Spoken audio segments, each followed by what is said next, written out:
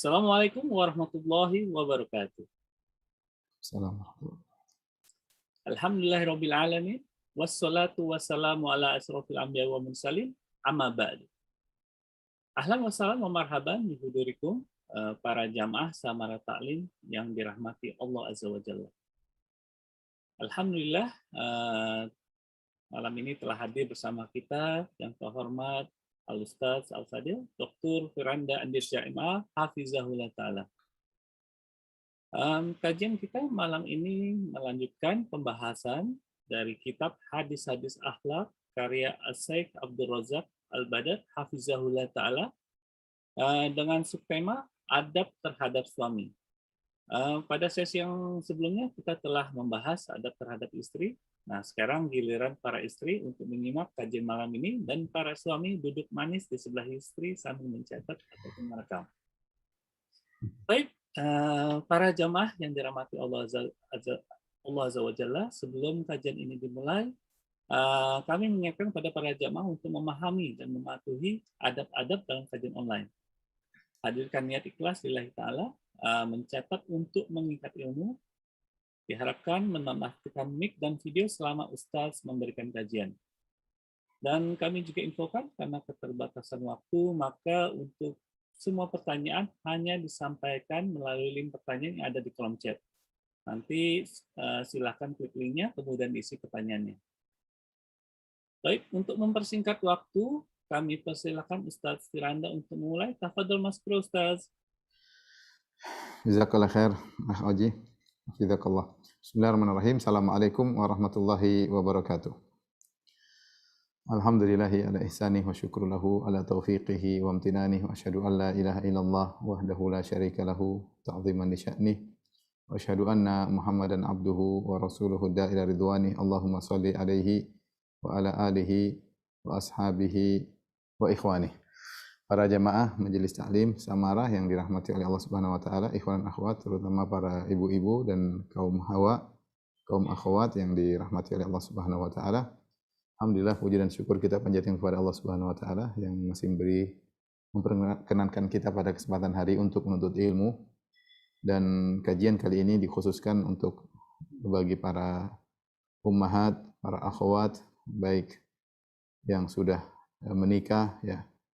Demikian juga yang masih jomblowati agar mempersiapkan diri untuk menikah dengan di atas ilmu ya. Pembahasan kita adalah tentang adab seorang istri terhadap lakinya, terhadap suaminya ya. Ini pembahasan kelihatannya sepele, tapi ini pembahasan yang menurut saya sangat penting. Pembahasan berkaitan dengan surga dan neraka ya. Pembahasan berkaitan dengan surga dan neraka. Pembahasan ini sebenarnya pembahasan yang secara teori sangat mudah. Ya, secara teori sangat mudah. Ya. Dalilnya jelas. Dalilnya juga ma'ruf, dikenal oleh para ibu-ibu, sering didengar juga oleh para akhwat. Yang sulit adalah penerapannya. Ya.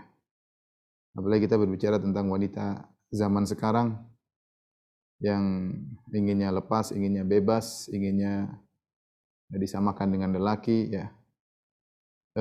Apalagi kemudian ternyata dianugerahi oleh Allah suami yang nurut, suami yang lembut ya, terkadang dimanfaatkan untuk dijadikan bulan-bulanan ya.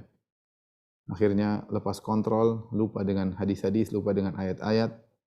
Seandainya menimpa orang awam, perkaranya masih lebih ringan. Tapi yang saya sedihkan, betapa banyak orang yang mengadu kepada saya ya. Perkara istri-istri mereka yang sudah sering ikut pengajian ya, itu tidak banyak tapi ada ya.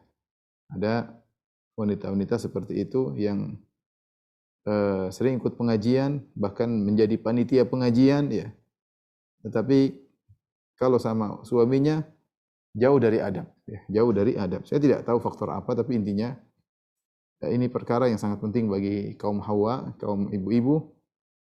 Sekali lagi saya katakan, kelihatannya sepele, tapi ini berkaitan dengan surga dan neraka. Oleh karenanya, harapan saya kepada para akhwat, para ibu-ibu untuk mendengarkan dengan niat untuk diamalkan. Bukan sekedar wawasan aja ya. Bukan sekedar wawasan, tapi benar-benar niat untuk diamalkan kita hidup tidak lama ya. Hidup ini kita isi dengan argo pahala, bukan argo maksiat, bukan argo dosa.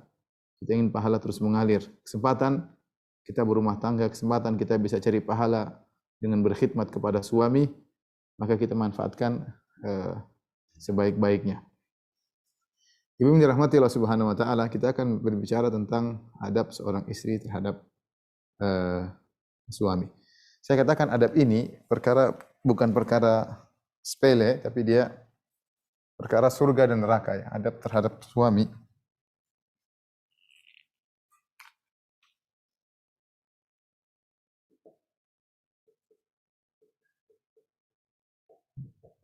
Yaitu berakhlak ya, adab atau berakhlak. Akhlak terhadap suami. Ini ternyata sebab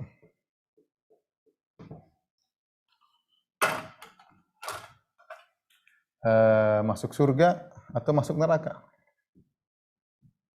Atau masuk neraka. Kalau salah kita berakhlak, seorang wanita salah berakhlak terhadap suaminya, bisa dia menjadi masuk neraka. Kalau dia berakhlak mulia, dia sangat mudah masuk surga ya. Terlalu banyak dalil yang menunjukkan akan hal ini. Contoh saya sebutkan ya. Hadis-hadisnya ma'ruf, saya tinggal ngulang-ngulang aja, sering didengar oleh ibu-ibu. Ya, cuma saya ingin agar kali ini benar-benar diresapi dan niatkan untuk diamalkan, bukan untuk kewasan doang ya.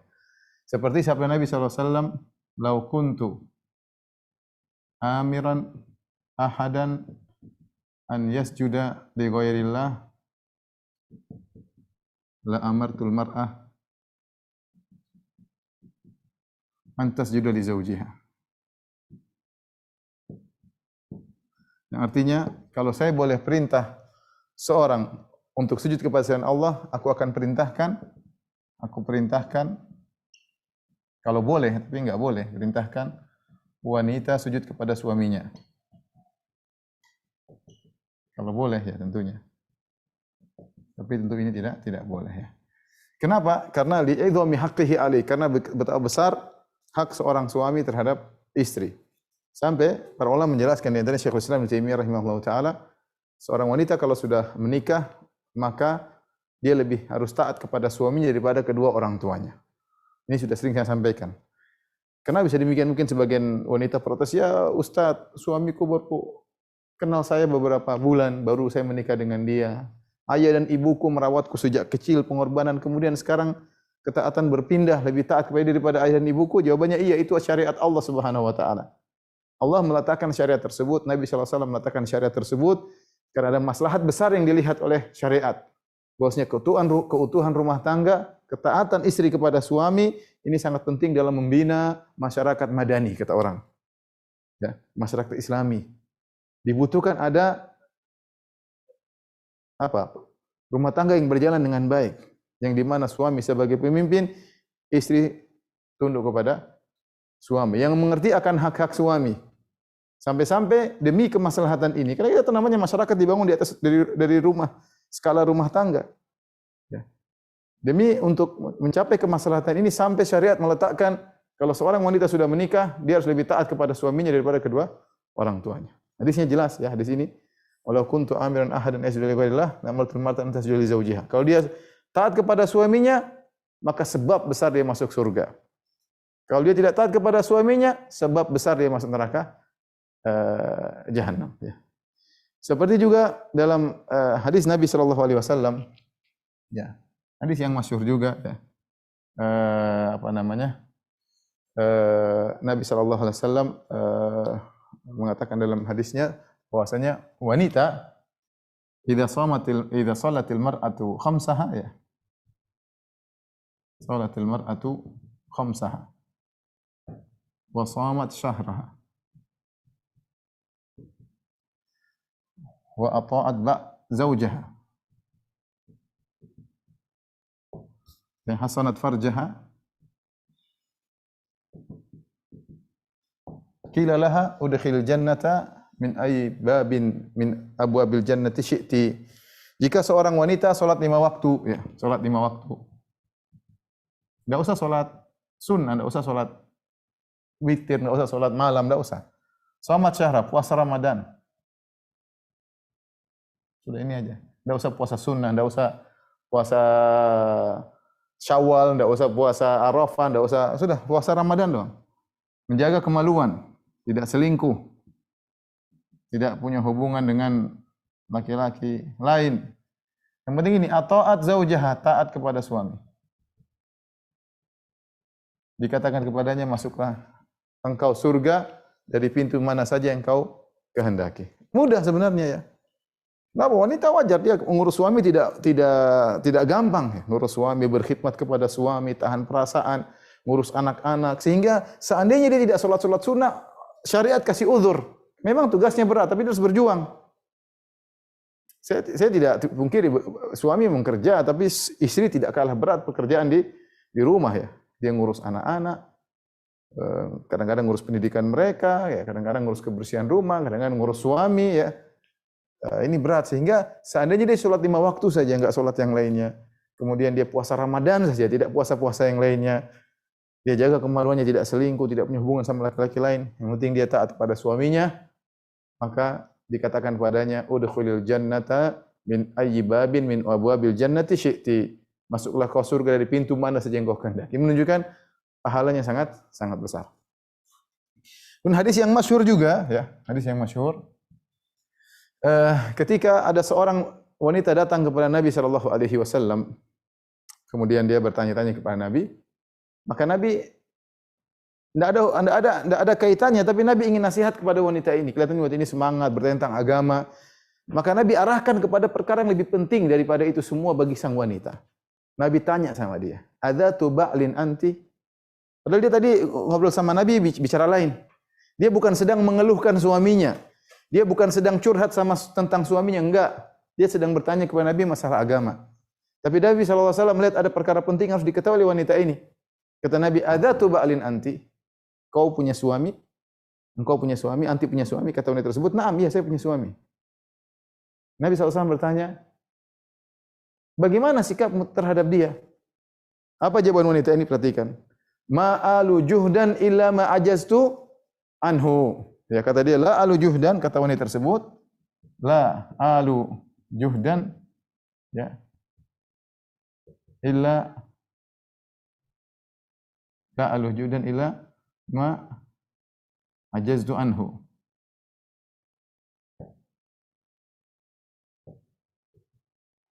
Yaitu, aku berusaha keras berkhidmat kepadanya kecuali aku tidak mampu. Kata dia, aku berusaha ya, semaksimal mungkin. Alu juhdan semaksimal mungkin maksudnya. Mungkin berkhidmat kepada suami.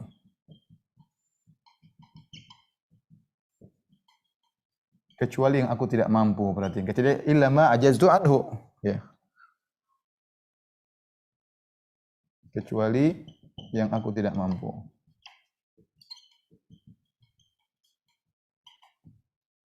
Kata Nabi SAW, unzuri aina anti minhu. Kata Nabi SAW, unzuri aina anti minhu. Saya baca apa namanya? Saya baca, kata Nabi, lihatlah bagaimana posisimu kepada suamimu. Saya baca penjelasan para ulama dalam buku-buku syarah hadis, mereka berkata maksudnya unzuri, maksudnya ta'ammali, renungkan. Jangan buru-buru. Saya istri yang baik, renungkan dulu, renungkan. Ya, coba kembali. Kalau ada CCTV, putar kembali ke belakang. Artinya jangan kita serta merta merasa bahwasanya kita wanita solehah, sudah menjalankan hak suami. Rasulullah SAW mengatakan, unzuri aina anti minhu, ta'ammali, renungkanlah, pikirkan kembali, lihat-lihat lagi, cek lagi. Aina anti minhu, bagaimana posisimu di hati suamimu. Kemudian kata Nabi SAW, kenapa Nabi suruh dia merenungkan? Fa innahu jannatuki wa naruki. Fa innahu jannatuki wa naruki. Sungguhnya suamimu adalah surgamu atau nerakamu. Suamimu adalah surgamu dan nerakamu. Apa maksudnya? Para ulama menjelaskan, yaitu kalau suami ridho kepadamu, kau masuk surga. Ibarat kita sekarang kalau meraih keriduan orang tua, ayah kita ridho sama kita, ibu kita ridho sama kita, senang ketemu kita, ya udah insya Allah masuk surga, pintu surga di depan mata. Nah, perempuan sama suaminya. Sampai Nabi SAW, kamu renungkanlah dirimu, bagaimana posisimu di hati suamimu. Ya, suamimu nyamankah dengan kamu? Nyamankah? Renungkan. Kalau kamu nggak ada, dia gelisahkah cari kamu, atau dia bahagia kalau kamu lagi di rumah? Kalau dia di luar rumah, dia pengen pulang atau tidak? Atau dia selalu alasan, nantilah mami saya safar dulu, nggak pengen pulang. Kita bisa nilai bagaimana hati kita di sisi suami kita. Rasulullah SAW ta'ammali, renungkan. Karena suamimu adalah surgamu atau nerakamu. Orang berusaha mencari keridhaan suaminya. Kalau dia bisa meraih keridhaan suaminya, dia mudah masuk surga. Ini dalil-dalil menjelaskan bahwasanya di antara sebab utama seorang wanita masuk surga adalah berakhlak yang baik kepada suami, ya. Sebaliknya, kalau dia ternyata ya buruk kepada suaminya, maka dia mudah masuk neraka jahanam. Di antara dalil yang menunjukkan hal tersebut, ya, seperti sabda Nabi SAW, ma'ruf juga ketika Nabi SAW sedang khutbatul Aid, kemudian Nabi SAW setelah berkhutbah kepada para laki, Nabi SAW berjalan menuju para wanita. Rasulullah SAW mengatakan, ya ma'syaran nisa tasaddaqna, ya ma'syaran nisa tasaddaqna fa inna kunna aktsara hatabi jahannam. Kata Nabi, wahai para wanita, banyaklah kalian bersedekah, karena kalian paling banyak penghuni neraka jahanam. Kalian banyak penghuni neraka. Ada seorang wanita bertanya, lima ya Rasulullah, kenapa bisa ya Rasulullah? Kenapa bisa kami para wanita banyak penghuni neraka jahanam? Kata Nabi SAW, jawabannya mudah, fa inna kunna takfurnal ashir. Kata Nabi, fa inna kunna takfurnal ashir wa tukthirna syakah. Kalian suka ingkar kepada kebaikan suami. Ya. Kufur nikmat. Kufur nikmat suami. Kufur nikmat artinya lupa. Kemudian apa? Suka ngeluh. Suka mengeluh. Suami udah kasih ini, sudah kasih anu, masih minta tambah uang jajan kah? Minta beli ini barulah. Suami sudah banting tulang, hampir tulangnya patah, masih disuruh-suruh. Apa namanya? Ini sebab bikin masuk neraka. Apa? Takfurnal ashir. Sampai sebenarnya mengatakan, di antara dalil menunjukkan dosa besar, Rasulullah menamakan dengan kufur, lafal kufur. Ya. Rasulullah SAW menamakan dengan lafal kufur. Dia bukan kufur agama, ya, tapi kufur kepada nikmat suami. Kufur kepada nikmat suami itu lupa. Tidak tahu terima kasih kalau bahasa kita. Tidak tahu terima kasih kepada suami.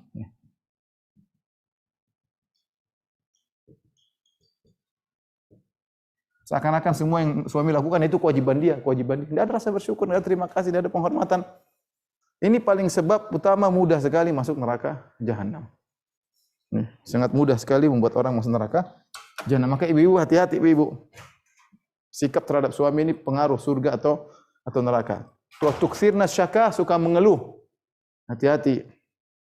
Ya. Sekali lagi saya bilang pada ibu-ibu, ini pengajian kita untuk direnungkan, ya. Bukan sekedar untuk dijadikan wawasan, saya sudah ngerti dalilnya, ya, direnungkan. Apalagi sudah ngaji, kita niat masuk surga, hidup cuma sebentar, ntar lagi kita kalau bisa tua, banyak di antara kita yang mati muda. Ya. Udah tua ya udah. Nanti suami udah meninggal, nangis. Nyesal. Ya. Bilang ya Allah, kenapa saya dulu? Coba kalau dia masih hidup, saya akan berbuat baik sama dia. Kalau dia hidup lagi mungkin begitu digituin lagi. Oleh karenanya hari-hari ini banyak sebagian ibu-ibu telepon nangis, akan-akan ada penyesalan. Ya, sikapnya kepada suami kayaknya kurang. Padahal dia mungkin sudah baik, cuma ya, dia tahu bahwasanya pintu surganya sudah diambil oleh Allah Subhanahu wa taala. Oleh karenanya seorang wanita, ya, mumpung dia punya suami, kalau suaminya udah kenal agama, ya ini kesempatan bagi dia untuk berbakti sebisa-bisanya. Lihat kata wanita, la alujuhdan, aku berusaha semaksimal mungkin, illa ma ajaztu anhu, kecuali yang saya tidak mampu ya Rasulullah. Ini wanita yang baik seperti ini. Ini dalil bahwasanya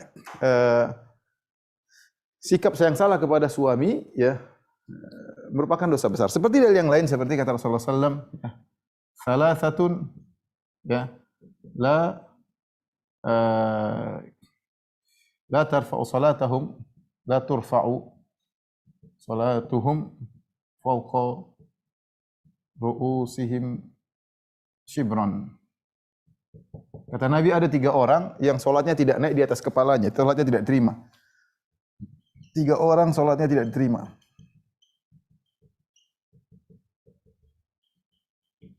Orang ketiga ada 2 riwayat. Ada yang mengatakan itu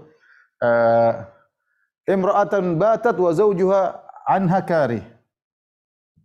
Imra'atun batat wa zawjuha anha karih. Artinya seorang wanita tidur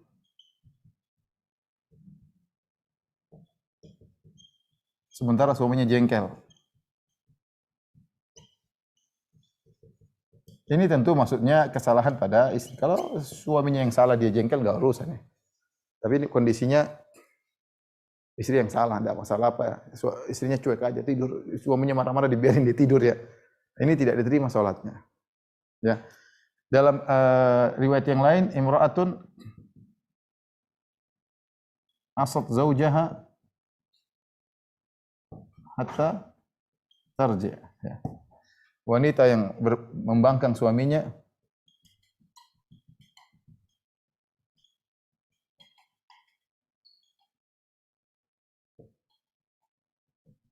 sampai kembali. Jadi tidak diterima sholatnya.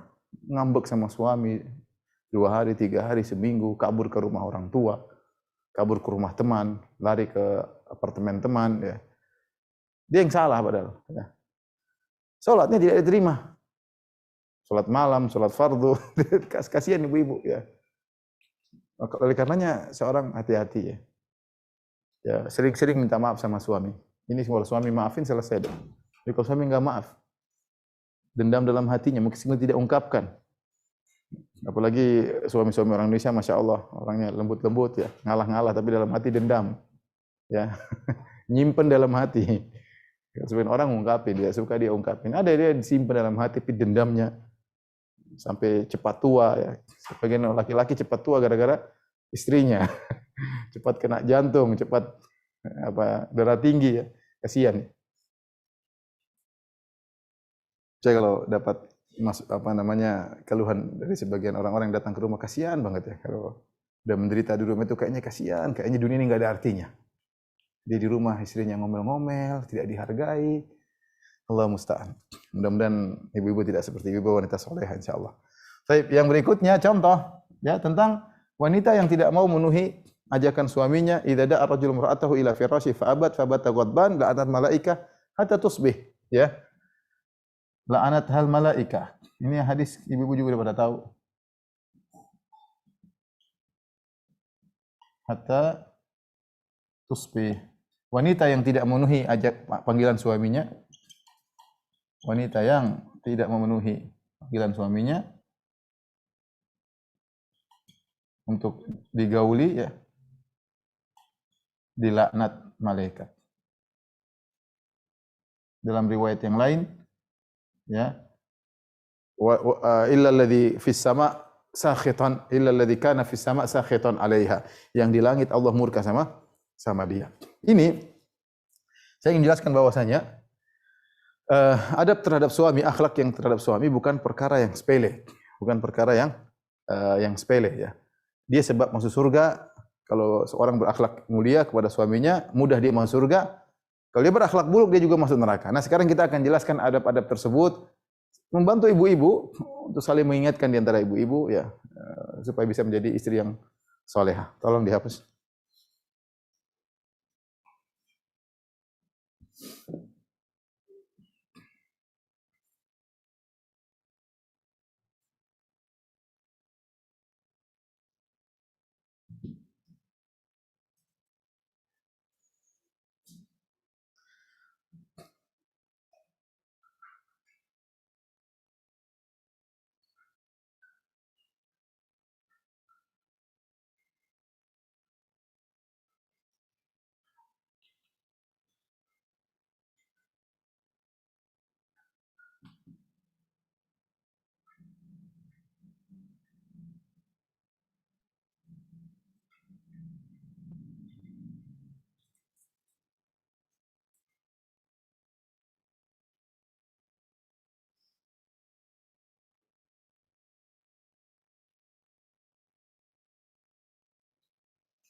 Taib,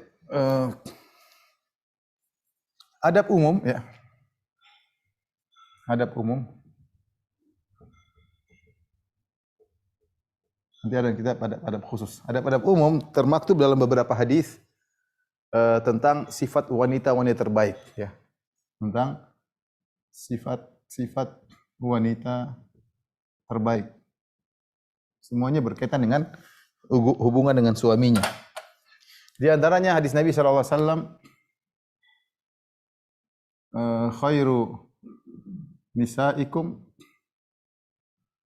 al-walud al-wadud al-muwasiyah al-muwatiyah idza taqainallah.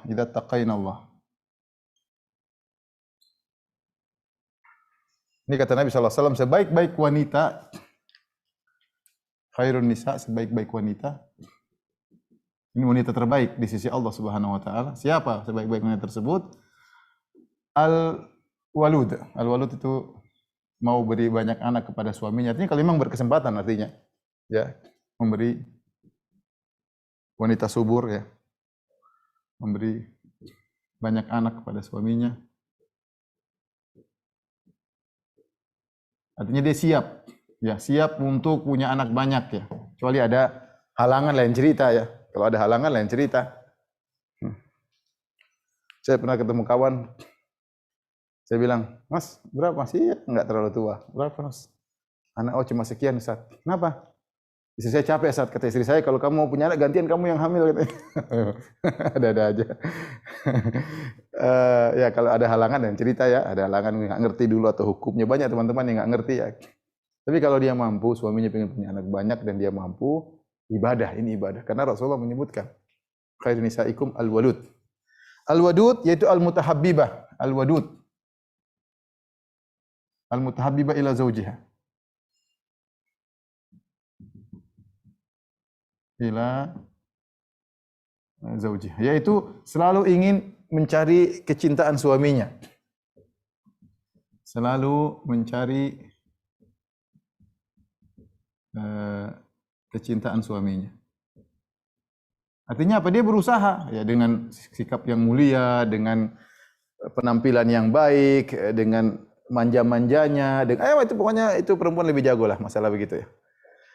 Al-muwasiyah, al-muwasiyah itu muwasat. Muwasat itu apa ya?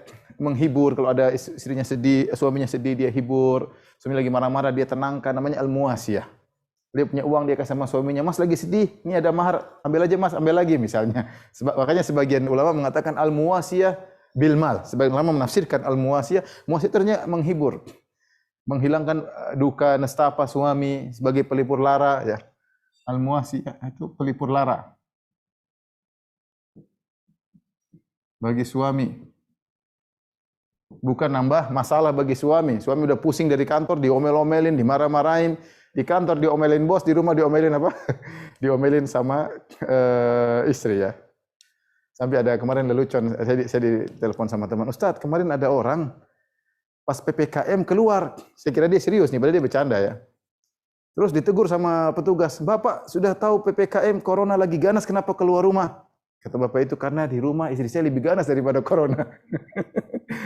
Bercanda ya. Saya diceritain, saya ketawa, entah benar atau tidak, tapi ngomongnya begitu ya. Kalau ketemu bapak-bapak di luar jangan-jangan ya.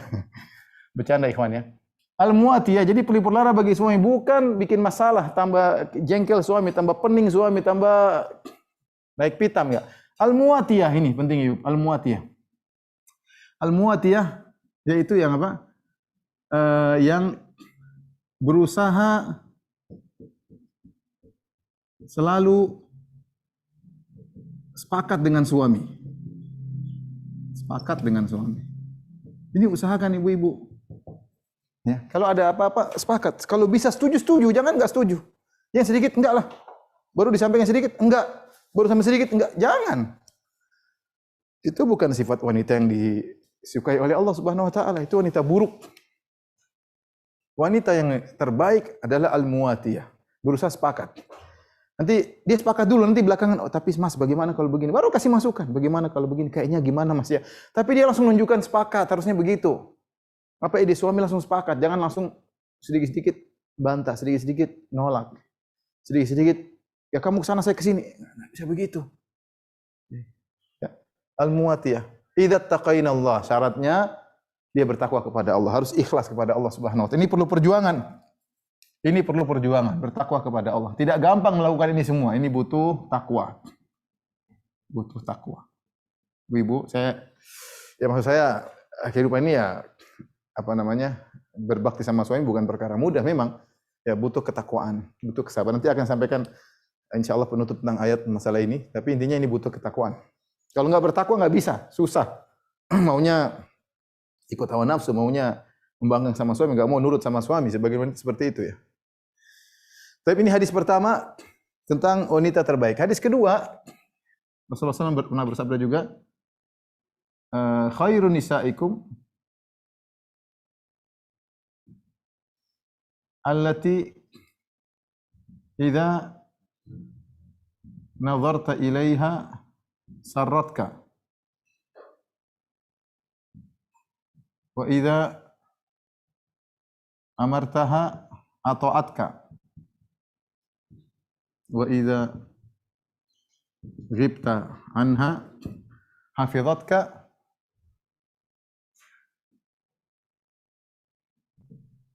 fi malika wa nafsiha. Kata Nabi SAW, sebaik-baik wanita kalian siapa? Allati idza nazarta ilaiha sarratka. Kalau dilihat menyenangkan. Jika dilihat menyenangkan.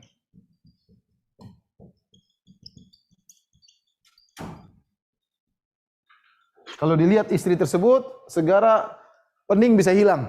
Obat pening lihat istri. Lihat senyuman istri. Rindu di kantor pengen pulang ke rumah. Ingin disambut, tahu kalau sudah sampai rumah pasti istri sambut gembira, dilepaskan baju, dirapi-rapikan sama istri, Masya Allah. Dilihat menyenangkan.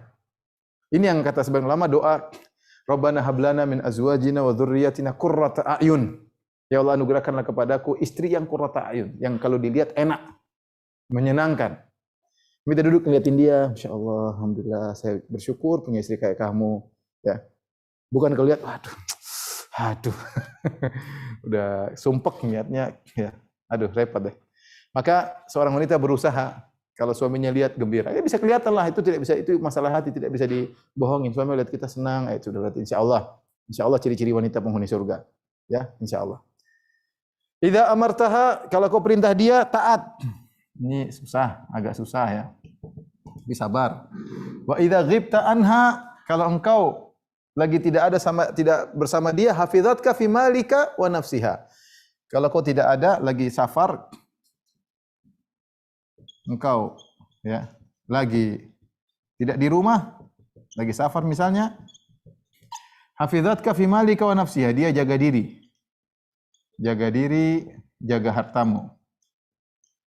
Nah ini ya, jaga hartamu. Suaminya aja enggak ada, dia jaga harta suaminya, apalagi kalau suaminya ada.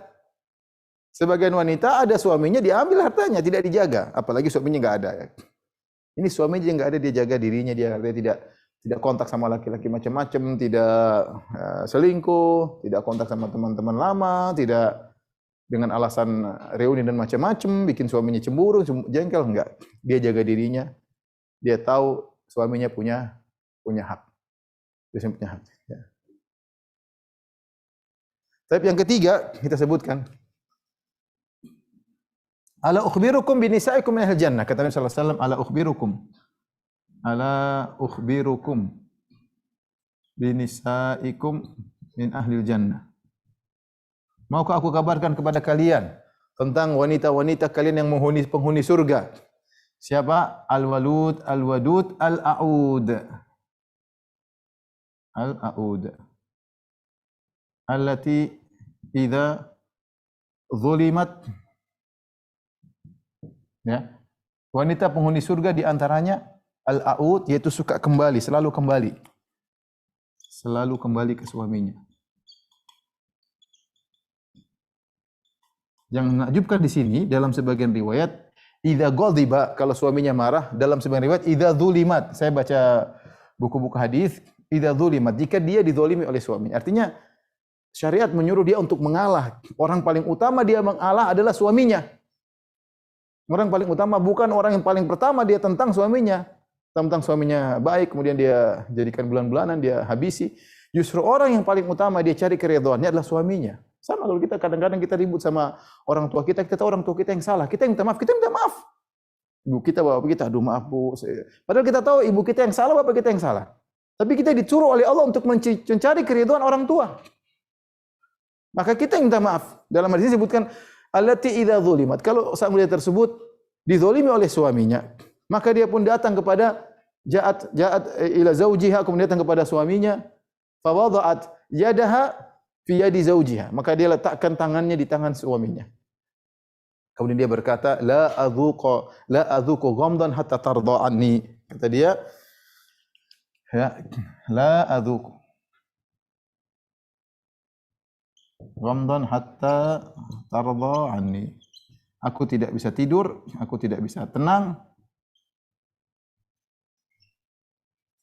hingga kau ridha padaku. Saya bilang, kita tahu pahala memaafkan luar biasa. Siapa maafkan akan mudah masuk surga. Ya. Wal ya'fu wal yasfahu, ala tuhibbuna ayaghfirallahu lakum, dalam surat An-Nur kata Allah, maafkanlah, lapangkanlah dada. Maafkanlah dan lapangkanlah dada. Tidakkah kalian suka jika Allah mengampuni kalian? Al jazaa' min jinsil amal. Engkau maafkan, kau dimaafkan oleh Allah. Itu secara umum. Bagaimana dengan suami? Suami punya kekurangan. Ini kita bicara tentang istri ya, kalau suami itu pembahasan sendiri.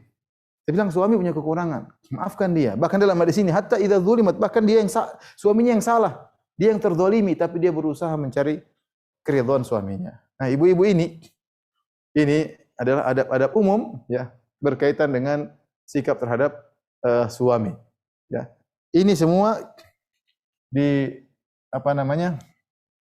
disinggung dalam Al-Quran. Ya, firman Allah Subhanahu Wa Taala tentang wanita solihat. Kata Allah Subhanahu Wa Taala, Ar-rijalu qawwamuna 'alan nisa bima faddalallahu ba'dahum 'ala ba'din wa mimma anfaqu min amwalihim. Fas-salihatu qanitat. Fas-salihatu qanitatun hafizatun lil ghaib bima hafizallah.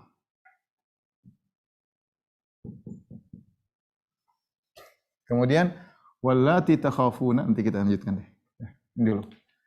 Kata Allah Subhanahu wa taala, ar-rijalu qawwamuna 'alan nisa. Lelaki adalah pemimpin. Lelaki pemimpin. Qawwamun itu yang ngurus wanita, yang memimpin wanita. Ibnu Abbas ketika menafsirkan ayat ini dia mengatakan apa? Al-umara. Amir. Al-umara jama' amir. Tahu amir kan kalau di Arab Saudi kerajaan amir ya, amir, prince. Nah, bisakah suami Anda di rumah merasa jadi prince? Atau menjadi tukang ojek di rumah? Coba ya, kalau wanita yang soleha membuat suaminya merasa dia sebagai prince. Amir. Ini Ibnu Abbas yang mengatakan. Ar-rijalu qawwamuna. Lelaki adalah, di antara tafsir beberapa, tapi di antaranya Al-Umara dinukil oleh Ibnu Katsir, dinukil oleh Ibnu Jarir At-Tabari dalam tafsir mereka. Ar-rijalu qawwamuna. Lelaki adalah para pemimpin. Allah sebut memimpin. Ada isyarat bahwasanya kamu taat sama pemimpin. Apa fungsinya jadi pemimpin yang dipimpin tidak mau taat? Enggak bisa ya. Setelah itu Allah sebutkan ciri-ciri wanita salehah, fas-salihat. Wanita salihat. Siapa wanita salihat tersebut? Ibu-ibu jangan merasa soleh. Wanita salehah. Wanita salehah itu wanita yang menunaikan hak Allah dan hak suaminya. Dua cirinya. Pertama, qanitat. Menunaikan hak Allah. Jadi pertama, menunaikan hak Allah. Qanitat. Yang pertama. Yang kedua, cirinya adalah hafizatun lil ghaib. Menunaikan hak suami. Hak suami. Inilah wanita salehah. Ibu-ibu kalau ingin tahu ibu wanita salehah, penuhi ini. Qanitat, taat kepada Allah. Kalau ibadah tidak buru-buru, baca Quran santai, tenang. Bukan baca Quran buru-buru kemudian lihat HP, enggak. Santai, tenang, salat tenang. Adzan kemudian beruduk, kemudian salat tenang, tidak buru-buru, kemudian telepon sana, telepon sini, enggak. Ya. Terlalu banyak grup, terlalu banyak kegiatan, enggak. Dia taat, tenang, qanitat kunut kalau beribadah kepada Allah dengan tenang. Ngaji yang benar, bukan cuma ngobrol-ngobrol doang, ya. Ya, bukan cuma teori, bangga-banggaan udah ngaji sama ustaz ini, ngaji sama ini, bikin pengajian ini, bikin enggak, itu enggak ada faedahnya. Faedahnya anti mengamalkan. Ya. Menunaikan hak Allah, qanitat. Hafizatun lil ghaib, menjaga hak suami padahal suaminya lagi enggak ada. Lil ghaib maksudnya suaminya enggak ada. Menunaikan hak suami padahal suaminya enggak ada. Suami tidak di rumah.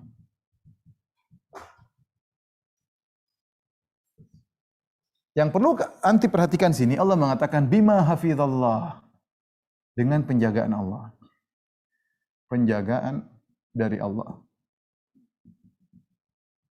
Syekh Sa'di rahimahullah dalam tafsirnya mengatakan, maksudnya apa dengan penjagaan Allah? Maksudnya wanita tidak bisa mengerjakan ini kecuali dengan taufik dari Allah.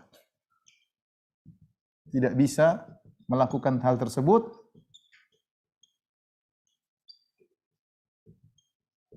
kecuali dengan taufik dari Allah. Makanya saya bilang ibu-ibu, jangan pede dengan ilmu yang sudah kita pelajari. Anti duduk salat menangis, ya Allah jadikanlah aku wanita salehah, ya Allah jadikanlah aku berkhidmat kepada suamiku. Kenapa kata Syekh Sa'di? Karena inna nafsa la'ammaratun bisu. Jiwa ini tidak mau tunduk kepada suami, tidak mau dipimpin oleh suami. Ada jiwa-jiwa seperti itu.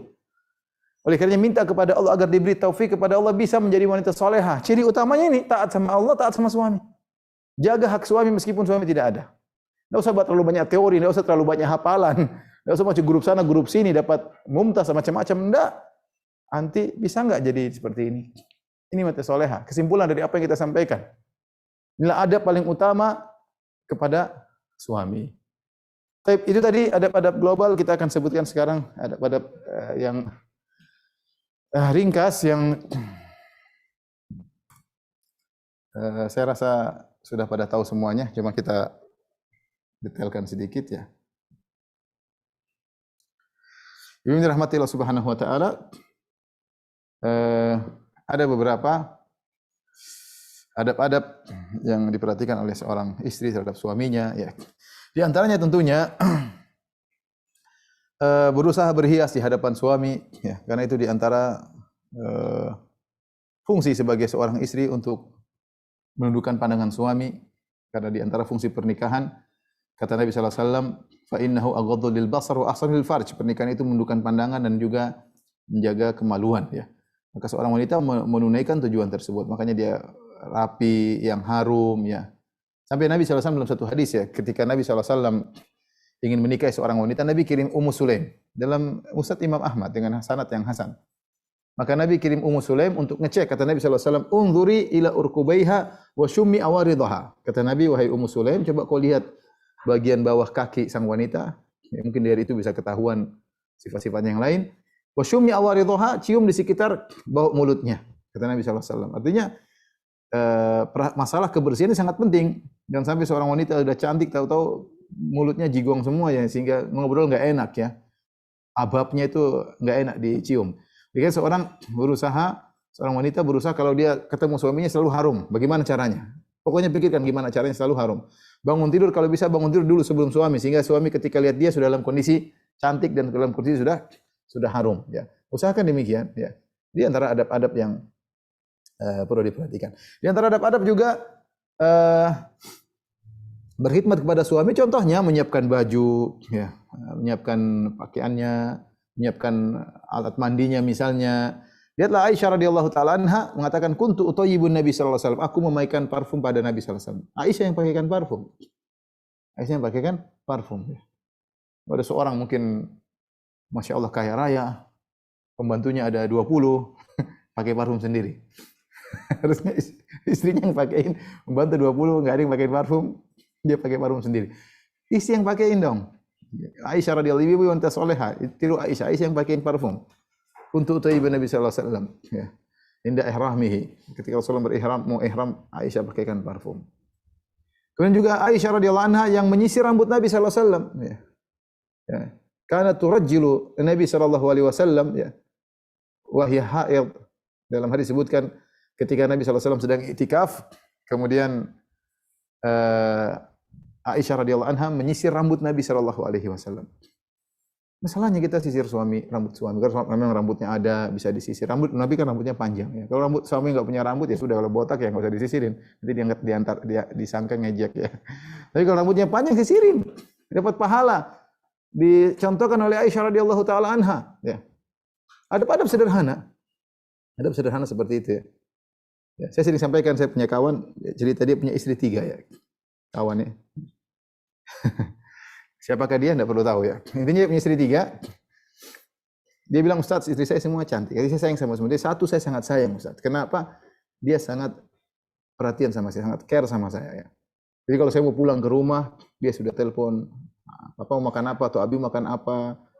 Dia sudah telepon, dia tanya begitu saya datang, dibawakan kaos kaki, disiapkan ikannya, bahkan ikannya dilepasin tulang-tulangnya. Itu yang saya, subhanallah, istri saya sampai seperti ini. Ya benar-benar disediain. Saya bilang itu yang istrinya paling cantik ini, enggak, itu cantik, cuma ini yang buat saya benar-benar sayang sama dia, karena dia benar-benar sayang sama saya. Ya. Seperti itu ya. Jadi istri berusaha ya, ini pahala.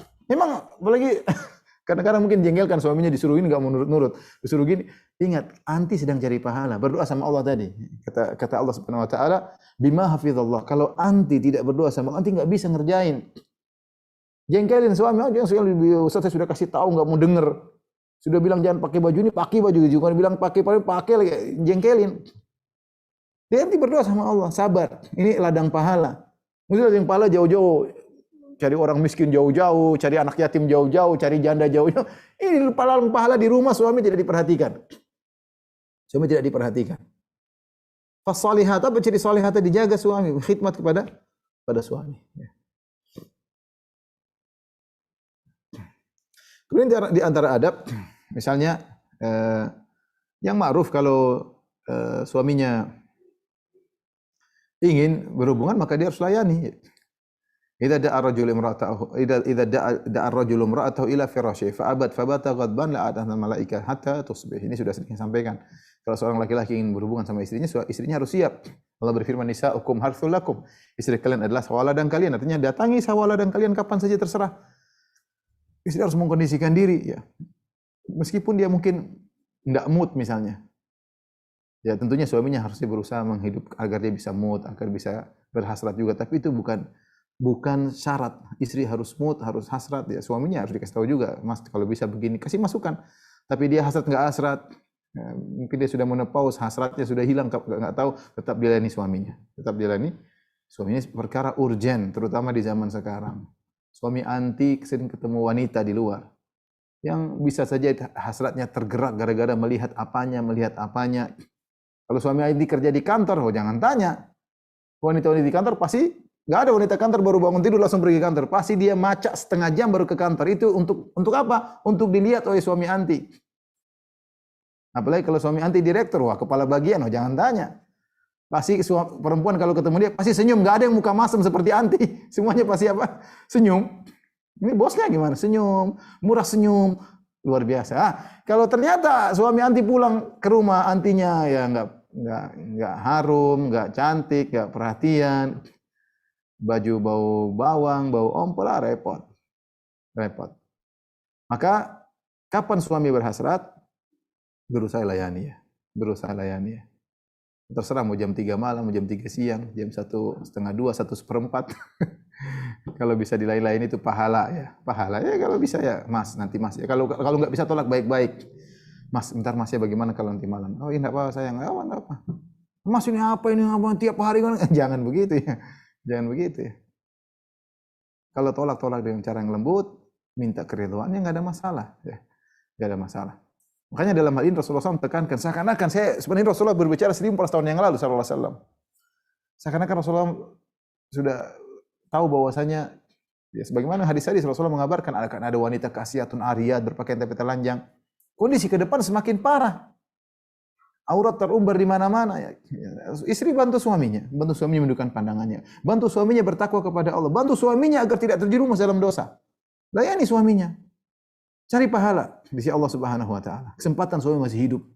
Suami sudah selesai, sudah meninggal, ibu anti sudah meninggal, bapak anti sudah meninggal, suami sudah meninggal, pintu surga tinggal siapa sekarang? Sudah selesai. Mumpung suami masih ada, kesempatan. Buka itu pintu surga sebesar-besarnya. Sampai-sampai Nabi SAW melarang seorang wanita untuk puasa kalau suaminya lagi di rumah. Ya. Seorang wanita tidak boleh puasa, la tasumul mar'ah wa zawjuha syahid illa bi'idnihi. Tidak boleh seorang wanita berpuasa sunnah kalau suaminya lagi di rumah kecuali dengan minta izin. Kenapa tidak boleh? Karena siapa tahu suaminya lagi berhasrat. Bayangkan sampai Nabi ngalahkan puasa sunnah, yang penting istrinya bisa melayani suaminya. Berarti apa? Berarti melayani suami pahala. Nanti puasa sunnah dari subuh sampai maghrib kan capek. Bangun sahur, kehausan, apalagi kalau kerja. Yang melayani suami juga pahala. Sebagaimana anti berpuasa dapat pahala, anti melayani suami juga dapat pahala. Bahkan Nabi sampai ngalahkan puasa sunnah demi untuk bisa melayani suami. Ngerti ibu-ibu? Jadi ini harus diperhatikan. Ya. Jadi perhatikan. Kemudian di antara adab terhadap suami, tentunya seorang tidak boleh keluar rumah kecuali dengan izin suaminya. Ya, suaminya kerja agar istrinya bisa terjaga di rumah, dia penuhi kebutuhannya. Ya, kalau mau keluar rumah minta izin kepada suami. Kalau izin kan nggak ada masalah ya. Kalau mau ketemu teman, mau pengajian, suami bilang jangan, sudah jangan. Taat kepada suami, pahala. Ingat ini pahala. Makanya saya bilang, sebagaimana anti kalau taat kepada ayah dan ibu, anti merasa dapat pahala, hadirkan itu dalam diri. Kalau taat kepada suami dapat pahala, hadirkan itu, tanam dalam hati. Ya, bukan cuma teori doang, ya. Sudah dengar ceramah 10 ustaz, 20 ustaz gitu-gitu enggak berubah. Sayang ya. Sayang ya. Jangan sampai di akhirat kala orang mengira anti wanita soleha, rajin ikut pengajian, ternyata di neraka. Kenapa? Ternyata akhlak di rumah amburadul, kacau sama suami. Hati-hati ya. Kemudian di antara akhlak seorang adab terhadap suami, tidak boleh memasukkan seorang pun di rumah kecuali dengan izin suaminya ya. Walakum alaihinna alla yuti'na furusyakum ahadan takrahunahu, kata Nabi SAW ketika haji wada, dan hak kalian atas mereka para wanita, tidak boleh mereka masukkan seorang pun dalam rumah yang kalian tidak suka. Tidak boleh. Rumah suami, istri, ada siapapun mau di rumah harus minta izin. Mau kakaknya, mau adiknya, mau siapapun, orang tuanya, mau kerabatnya harus minta izin sama suami. Izin alhamdulillah ya. Jangan lupa beradab kepada keluarga suami, itu di antara hal yang paling mudah menjadikan suami sayang sama anti. Anti berbuat baik sama keluarganya, ini kadang-kadang disepelekan sama sebagian istri. Sehingga dia bikin pasang peperangan sama keluarga suami. Justru suaminya jengkel sama dia, dendam sama dia. Coba kalau dia berbuat baik karena Allah ya. Dia berbuat baik karena Allah menyuruh dia untuk tahabbub ila zawjiha, ingin mencari kecintaan suaminya. Karena Allah berbuat baik sama ipar-iparnya, sama keluarga suaminya akan sayang sama dia. Dia lihat bagaimana perjuangan istrinya untuk berbuat baik kepada keluarganya. Tapi mungkin yang terakhir misalnya di antaranya kalau tidak boleh seorang kalau berhubungan sama suaminya kemudian dia cerita luar, saya tadi berhubungan dengan suami saya seperti ini, suami saya kalau berhubungan begini, enggak boleh, dilarang oleh Nabi sallallahu alaihi wasallam. Kata Nabi sallallahu alaihi wasallam, inna min asyarrin nasi indallahil manzilatan yaumil qiyamah ar-rajulu yufdhi ila imra'atihi wa tufdhi ilaihi thumma yanshuru sirraha. Di antara orang yang paling buruk kedudukannya pada hari kiamat kelak adalah seorang menggauli istrinya atau istrinya didatangi oleh suaminya, atau istrinya datang kepada suaminya kemudian bergaul, kemudian sang lelaki cerita kegiatannya tersebut kepada orang lain. Ranjangnya diceritakan kepada orang lain. Ini orang paling buruk pada hari kiamat kelak ya. Dalam sebagian riwayat ya, Nabi mengatakan inna a'dhamal amanah indallahi yaumil qiyamah. Amanah yang paling berat pada hari kiamat kelak. Ini amanah. Ini hubungan seorang dengan istrinya, enggak boleh cerita sama orang. Baik suami cerita tentang istrinya pun tidak boleh cerita tentang suaminya.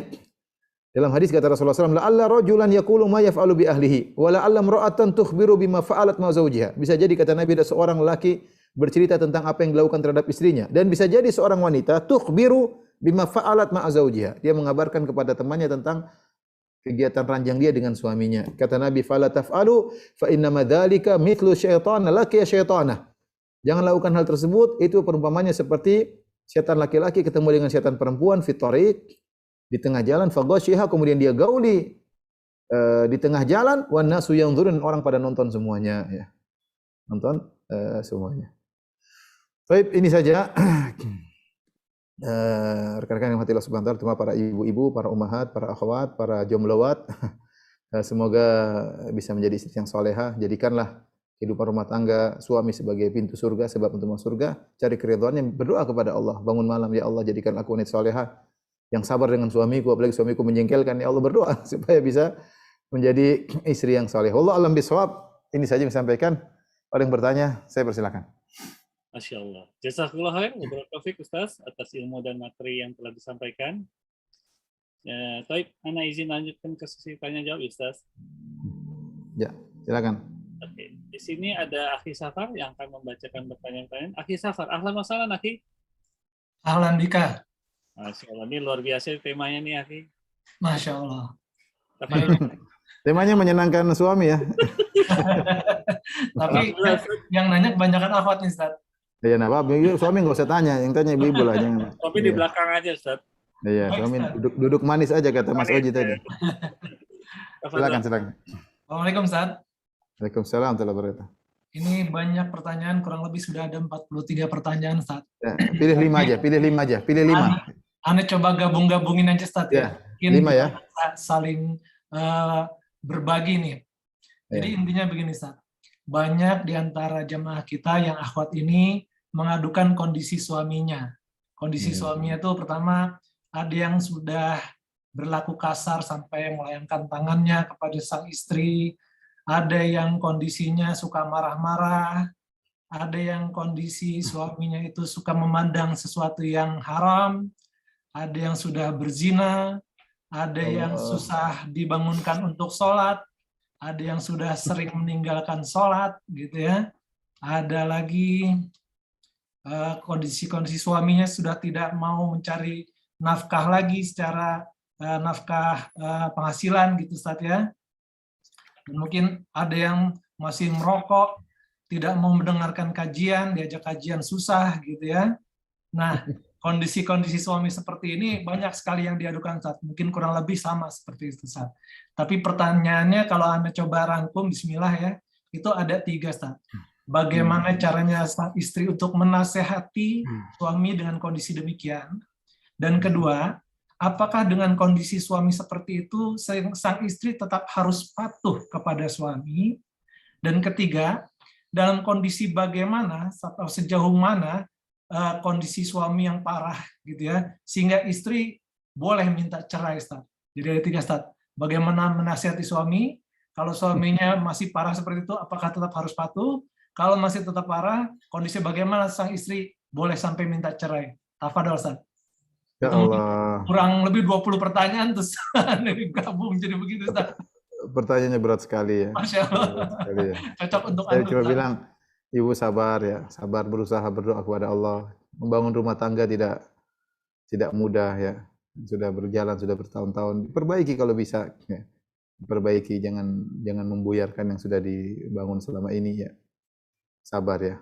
Saya pernah dengar ceramah seorang syekh, dia cerita, jadi ada ibu-ibu seperti itu, ngeluh tentang suaminya. Dia pergi, kata syekh, kalau kau mau itu ada kandang macan, coba kasih makan macan, bisa nggak? Susah sih, coba aja. Hari pertama dia jauh-jauh macannya ngamuk. Ini lama-lama setelah 2 minggu, 3 minggu dia berhasil kasih makan macan, macannya udah kenal. Dia bilang, saya sudah berhasil. Kata sayanya, macan aja bisa kau tundukkan, apalagi suami di rumah. Nggak bisa. Harus ada trik. Maksud saya, kalau macan pun yang sangar seperti itu, ya kalau kita pelan-pelan gini, ya insya Allah lah. Sambil berdoa kepada Allah Subhanahu Wa Taala.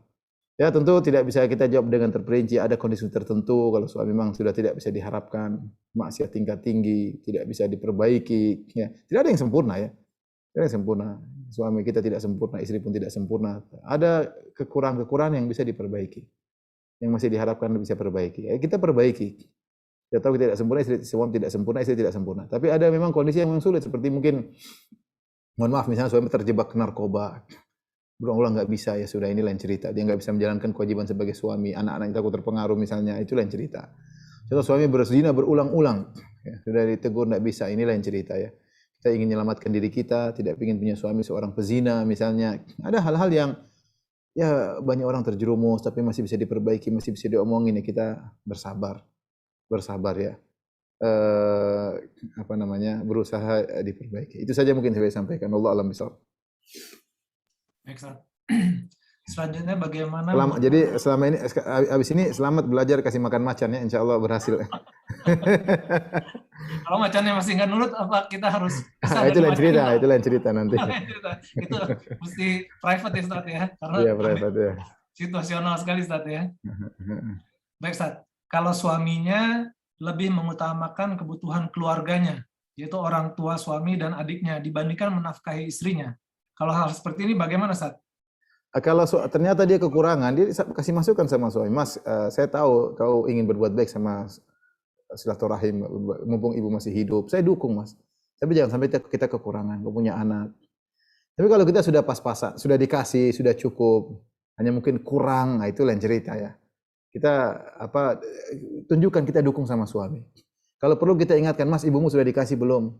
Adikmu sudah, Mas bikin kue kirim ke adikmu. Tunjukkan kita respect dengan usaha suami. Suami insya Allah sayang ya. Saya bilang ini cara mengambil hati suami. Istri berbuat baik kepada keluarga suami. Jangan kalau suami ngantar kue, mukanya langsung cemberut. Jangan telepon ibunya, apa? Mana? Jangan begitu. Justru kita yang ingatkan, Mas, ibumu sudah ini belum, ditelepon belum, ibumu, adikmu gimana? Seperti itu suami akan sayang seperti itu.